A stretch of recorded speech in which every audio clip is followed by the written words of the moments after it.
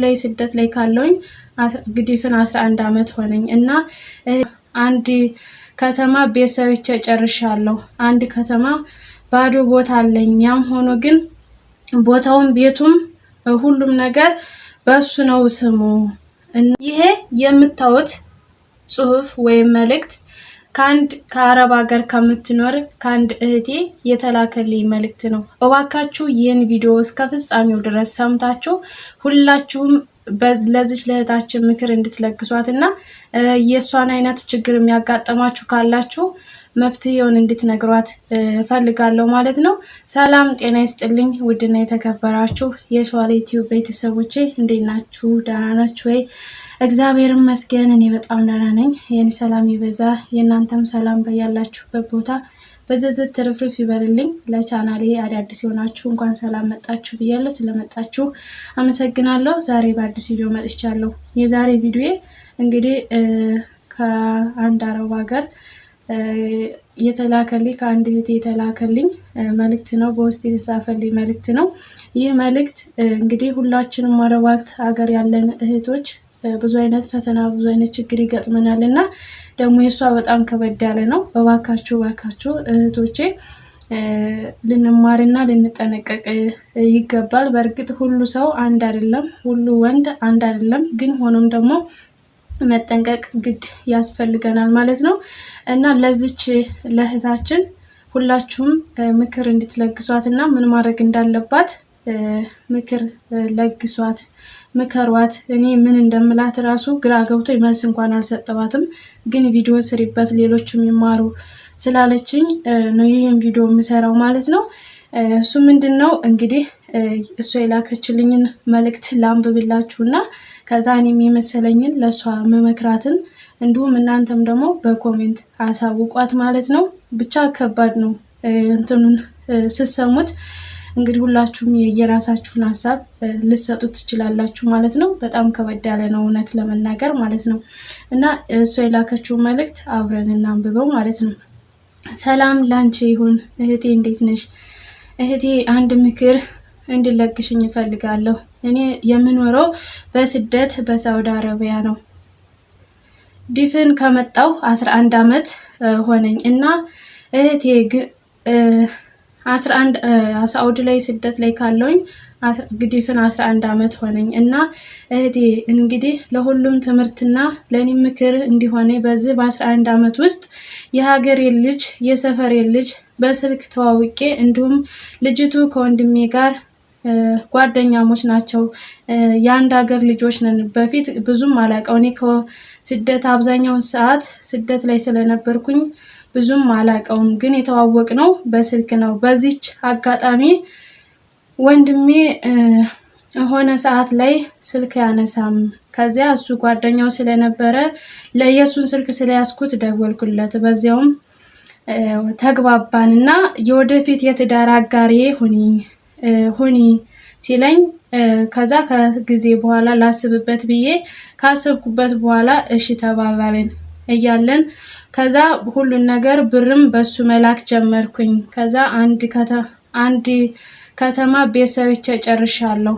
አንድ ከተማ ባዶ ቦታ አለኝ። ያም ሆኖ ግን ቦታውን ቤቱም ሁሉም ነገር በሱ ነው ስሙ እና ሁሉም ነገር ቦታውም ቤቱም በሱ ነው ስሙ ማለት ነው። የሷ ስም የለበትም ማለት ነው እና ሁል ጊዜ ነይ እያለ ይጨቀጭቀኛል። እኔም ነገ ዛሬ ለትንሳኤ ለገና እያልኩኝ እዚሁ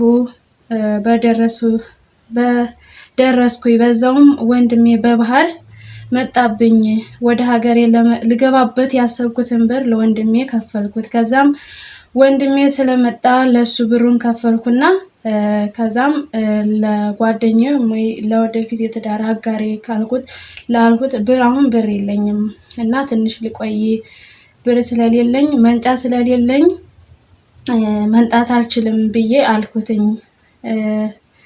ከዛም ወንድሜ ቶሎ ከዛ ጓደኛዬ ቶሎ የሚያወራኝ ነገር ቀነሰብኝ። በሳምንት አንድ ጊዜ ሰላም ነሽ ወይ ይለኛል እና ውስጤን ተሰማኝ። ለምን ቶሎ ያወራኝም ለወይም ሲደውልልኝ ለምን ቶሎ አታወራኝም ብዬ አልኩትኝ እና ስለው አትጨቅጭቅኝ እንግዲህ ብሎ ይለኛል ሁሉ ነገር። ከዛ ጨቅጭቅኝ እንግዲህ ከመጣሽ ነው ሁሉ ነገር በእጄ ነው እያለ ያስፈራራኛል። እና አሁን በጣም ጭንቀት ውስጥ ነኝ። አሁንስ ሀገሬስ ልግባ ወይስ እዚሁ እድሜን ልጨርስ እያልኩ ግራ ገብቶኛል። እና ምክርሽን ለግሽኝ እና ሌሎቹም ምክራቸው እንዲለግሱኝ በኮሜንት ያሳውቁኝ ይላል። እንግዲህ ከየት እንደምጀምር ግራ ገብቶኛል።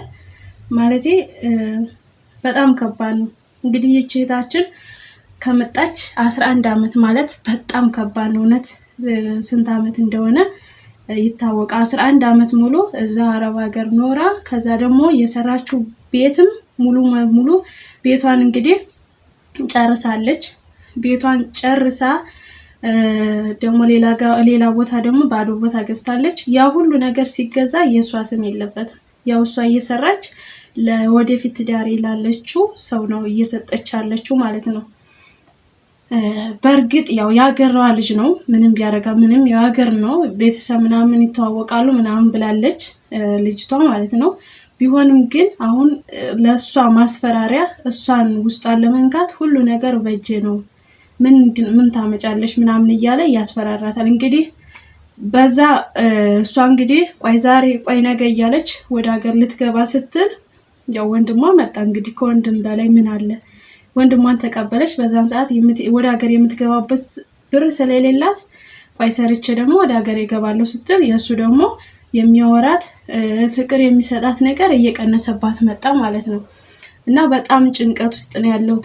እንዴት ላድርግ? አሁን እሷ ለእኔ ራሱ በድምፅ ምናምን እያወራች ነበረና ከዚህ ከመጻፏ በፊት ይሄን አንስታብኝ ነበረ። ግን ለእናንተ ቪዲዮ እንዲሰራ በጽሁፍ ጻፊልኝ ስላልኳት ነው የጻፈችልኝ ማለት ነው። እና የሚያወራኝ ነገር በቃ ቀነሰብኝ።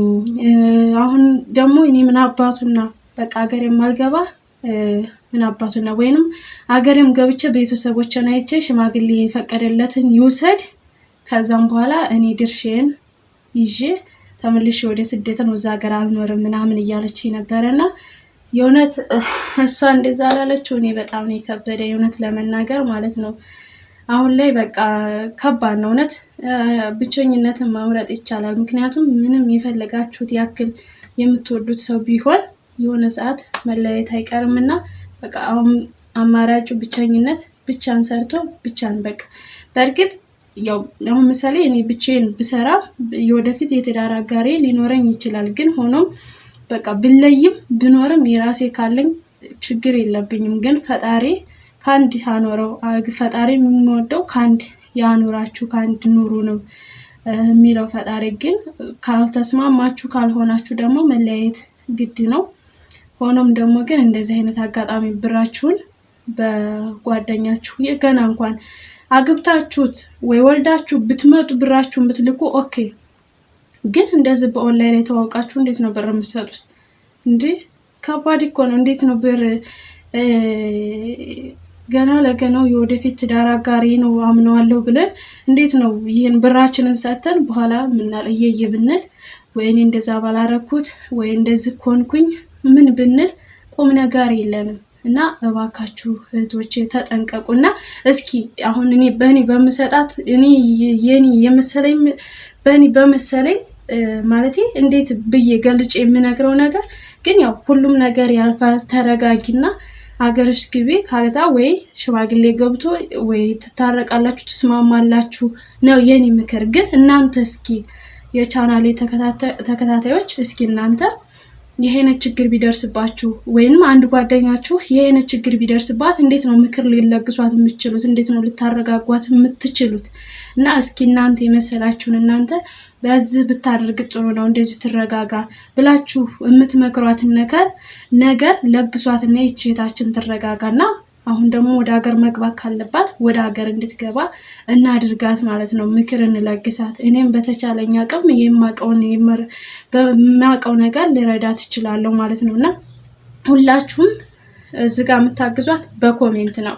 ኮሜንት ስለምታነብ ኮሜንቱን የእናንተ ምክር እሷ ስለምትፈልግ ሁላችሁም በኮሜንት የራሳችሁን አስተያየት የራሳችሁን ይሄ የምታደርጊ ጥሩ ነው፣ ይሄ ቢሆን ጥሩ ነው የምትሉት ነገር መቼም ከዚህ አይነት የሚብስ ችግር የለም። በእርግጥ ግን ሆኖም ደግሞ እንደዚህ የሚያደርግ ወንድ ደግሞ በሰማይ ቤት ነፍሱ የማይማረግ እውነት ነው የምላችሁና በጣም ከባድ ነው። እኔ ራሱ ሳነበው ራሱ በጣም እየከበደኝ ነው እውነት ለመናገር ማለት ነው። እና ይህን 11 ዓመት ማለት በጣም ቀላል አይደለም።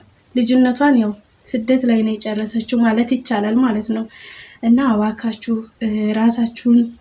በራሳችሁ ተመሩ ማለት ነው። ምክንያቱም እኔ አሁን ሀገር በገባሁበት ሰዓት ብዙ ወጣቶች እኔን ለመፈለግ ምክንያቱም እኔን ወደውኝ ወይም የኔ መልክ መርጠውት አይደለም፣ እኔ መርጠው ሳይሆን ምን አላት ምን ይዛለች ትናንትና በመንገድ ላይ እንዴት ነሽ ብለው የሚያውቁ ነው ሲጠይቁኝ የነበረው።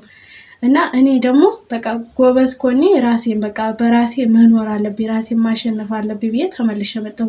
ምክንያቱም ወንድ መቼም ቢሆን አታጡትም፣ ግን እኛ ደግሞ ጊዜያችን እንዲያልፍ የሆነ ጥንቃቄ ማድረግ አለብን። ቢሆንም ግን መቼም ቢሆን ፈጣሪ የፈቀደ ጊዜ እግዚአብሔር የሰጠንን ይስጠን። ፈጣሪ የጻፈልንን ሁሉ ሊሰጠን ስለሚችል ምንም አይነት መጨናነቅ ምንም አያስፈልግም። እና እህቶቼ ተጠንቀቁ። ፈጣሪ ምን እንደምል አላውቅምና እና ተጠንቀቁ እህቶቼ። እና በያላችሁበት ሰላማችሁ ይብዛልኝ። እወዳችኋለሁ፣ አከብራችኋለሁ። ላይክ ሼር እያደረጋችሁ ለምታበረታቱኝ አስተያየታችሁን ለምትሰጡኝ አመሰግናለሁ። በአዲስ ቪዲዮ እስከምንገናኝ መልካም ጊዜ መልካም ቆይታ። ባይ ባይ።